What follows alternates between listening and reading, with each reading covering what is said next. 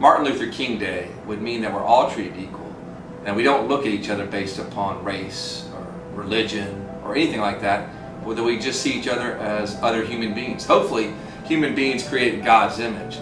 And especially this year, given what's going on in Baton Rouge and across the country, where we have lots of racial strife, it's so important to remember the vision and the dream and actually the love that Dr. King had for everyone. He wanted everybody to be able to come together. Because of Martin Luther King being a bright light in our society, we no longer have to live in a world where things are separate but equal, because separate is not equal.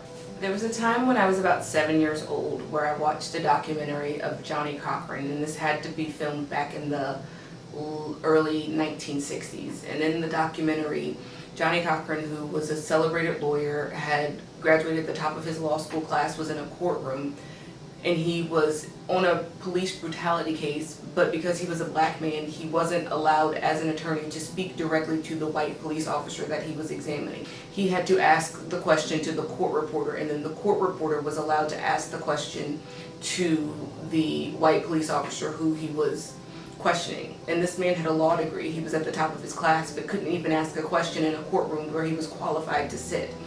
Luckily for me, I was born after, Martin Luther King and everything he fought for. And because of what he fought for, I grew up in a society that, although there's strides that we can take, it's still a lot more integrated and together than it used to be. All right, Martin Luther King Day, to me, two words come to mind: service and leadership.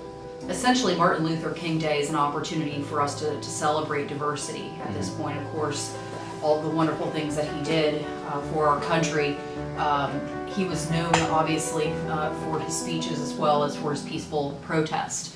And he took great strides, great efforts to bring the message of the importance of diversity and equality to our country.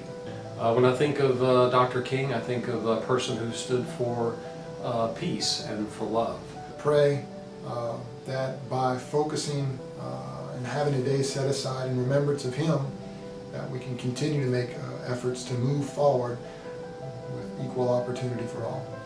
Taking it for granted and not learning about your history and where you're coming from, like my history teacher would always tell us in 10th grade, that hey, if you don't learn your history, you're doomed to repeat it. Pass it on to your children and your grandchildren, just how important of a person he was in our American history.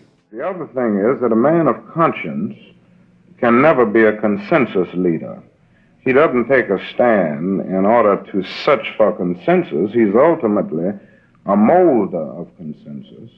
And I've always said that the ultimate measure of a man is not where he stands in moments of comfort and moments of convenience, but where he stands in moments of challenge and moments of controversy.